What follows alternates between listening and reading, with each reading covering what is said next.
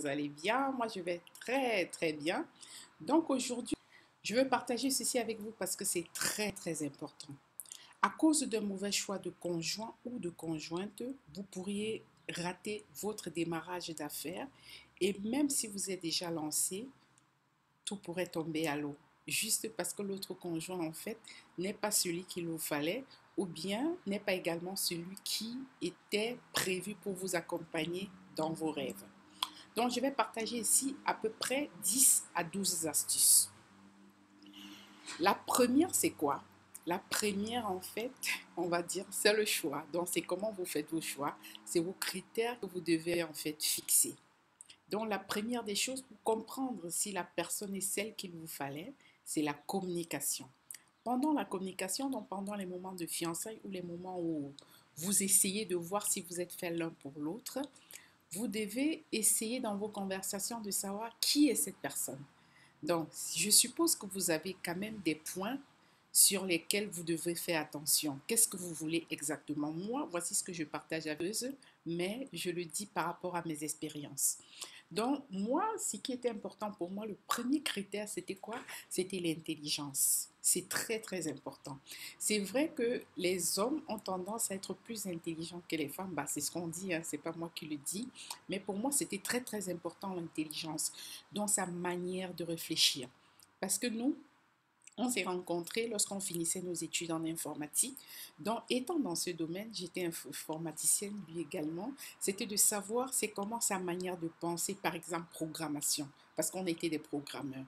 Et sa manière m'avait tellement ébloui. Des fois, je me disais, waouh, quelle intelligence. Donc, voilà pour moi un des points importants par rapport à mon domaine. Donc, ça veut dire que vous devez choisir en fait. Oui, si par exemple, je donne un exemple, si vous avez une licence, essayez quand même de choisir quelqu'un qui est aux environs de votre niveau. Donc, vous n'allez pas me dire que vous allez aller choisir quelqu'un qui a un CEP, quoique c'est possible. Mais est-ce que vous êtes capable de gérer ça? Pourquoi? Parce que nous, par exemple, dans nos fonctions en informatique, on avait souvent beaucoup de réunions, des rencontres, des sorties dans des hôtels. Donc, on rencontrait d'autres collègues en informatique, on discutait énormément. Donc, j'imagine que se rencontre dans des repas et j'ai un mari peut-être qui ne comprend pas du tout le domaine. Comment est-ce qu'il allait se comporter? À la fin, il aurait été un peu frustré.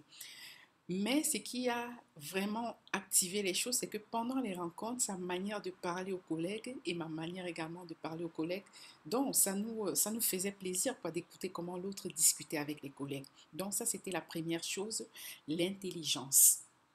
Et en fait, en même temps, lorsqu'on parle d'intelligence, quelque part aussi, on va parler du niveau intellectuel. Donc, j'ai déjà à peu près parlé du niveau intellectuel, mais ça, c'est le deuxième point.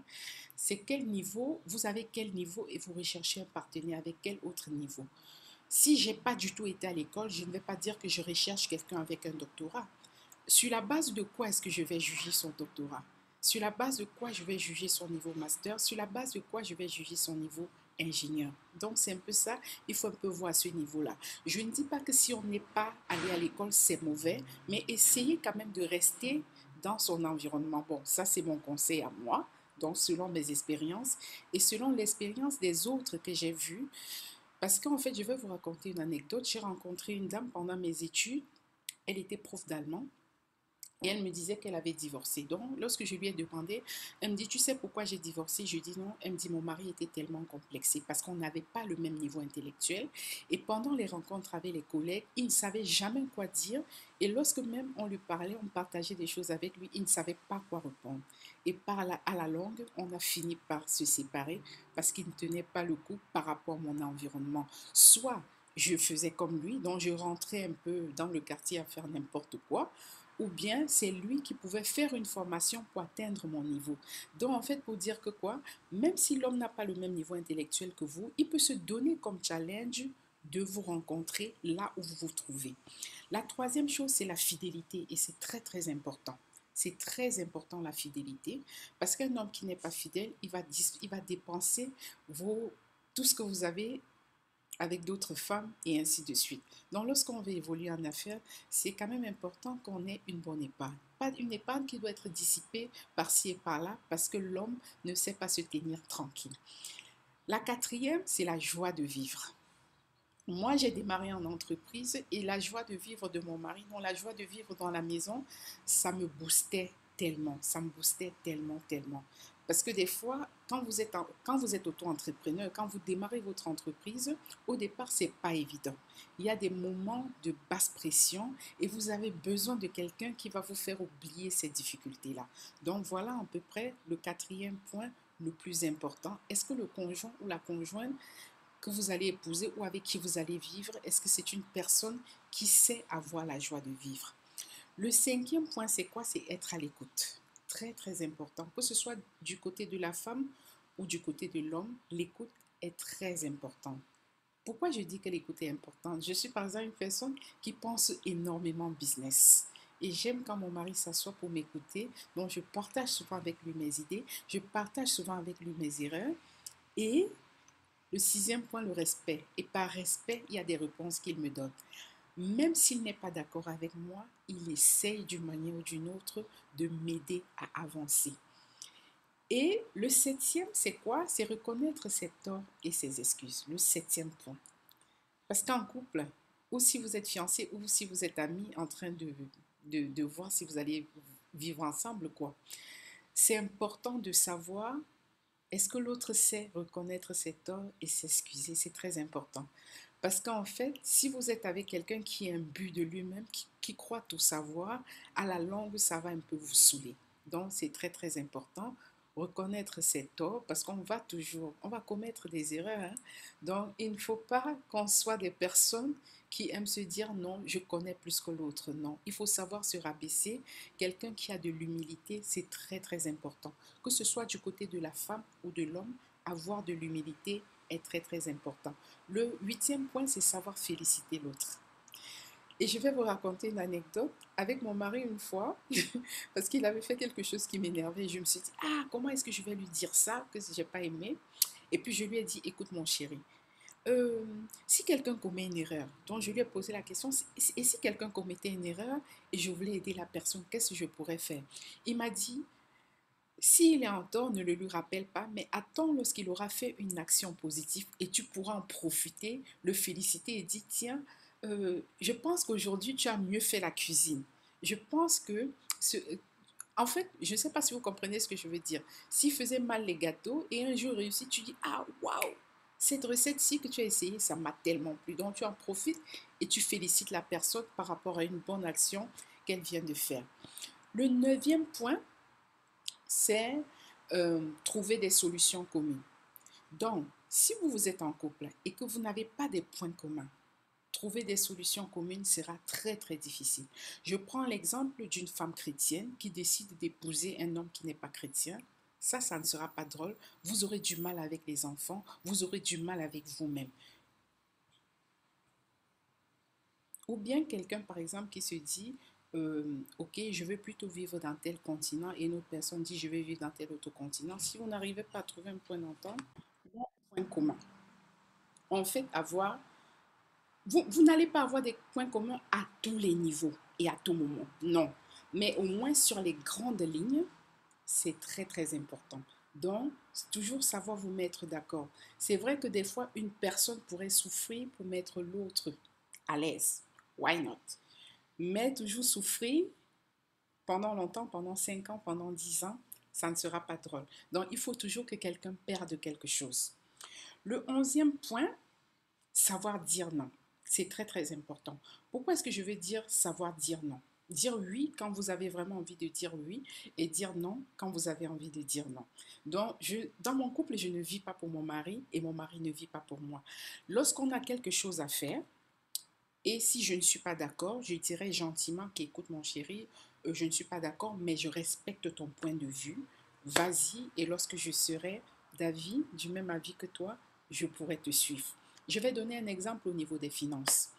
Il se dit, bon, on a une épargne peut-être de 2000. Il se dit, ah, je vais enlever toute l'épargne de 2000 et je vais peut-être investir dans des orphelins parce que voilà, il y a telle personne de la famille qui ne peut pas aller à l'école. Si en ce moment je ne suis pas d'accord, je ne vais pas dire non, non, non. Je vais dire non, mais ce n'est pas un non genre tu n'as pas le droit. Après tout, il a le droit de faire ce qu'il veut, même si on épargne ensemble. En ce moment, je me dis, il ne veut pas faire n'importe quoi avec. Ce qu'il veut faire est tout à fait légitime, mais je ne suis pas prête. Alors, je le laisse faire ce qu'il a à faire. Peut-être c'est moi qui ai tort, peut-être c'est lui qui a tort, mais dans l'un comme dans l'autre cas, c'est pas notre vie qui est en danger. Mais il y a des cas où je vais dire non, c'est ferme. Bon, c'est pas lui qui le fait, c'est pas son cas. J'ai rencontré ça dans des couples où l'homme dit, écoute, je vais enlever tout l'argent, tout le temps des enfants parce qu'il faut que je m'habille bien, il faut que je fasse ceci. Bon, j'avais trouvé ça assez égoïste. Un truc pareil, je dirais non et ce sera ferme et je ne serai pas d'accord parce que ça n'a pas lieu d'être. Dire que tu vas prendre l'argent des enfants pour t'habiller, pour envoyer par-ci, pour envoyer par-là, c'est pas normal. Ou bien pour faire des dépenses exorbitantes. J'en ai rencontré des couples où l'on prenait carrément pour aller faire des jeux. Là, mon nom est ferme. Donc c'est pour ça que je dis savoir dire non, mais ne pas dire non au point de vouloir se détruire. Dire non pour montrer à la personne que voilà mon avis, voilà ce que je pense. La 11e chose, c'est quoi? Donc, la 11e chose également, et ceci est très, très, très, très important. Moi, j'ai trouvé ça très important, surtout que je suis en affaires, c'est être bien avec soi.